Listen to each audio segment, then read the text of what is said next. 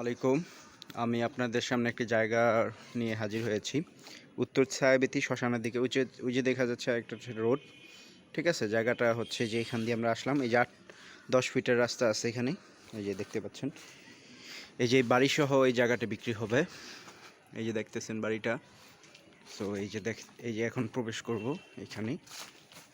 So ওই যে যেটা ময়লাটা দেখতেছেন ওইটা না, ওইটা বাদ, এটা। তো আমরা এখন এই জমির ভিতরে প্রবেশ করতেছি। এই দেখেন ফুল জমিটা দেখতে পাচ্ছেন, আরও ভিতরে যাব। এই যে দেখেন, এটা মোট এখানে আছে 4 কাঠা। ঠিক আছে, আমি আপনাদেরকে ফুলটা দেখাচ্ছি। এই যে বাউন্ডারি ফুল করা আছে এই যে পর্যন্ত, দেখতেই পাচ্ছেন।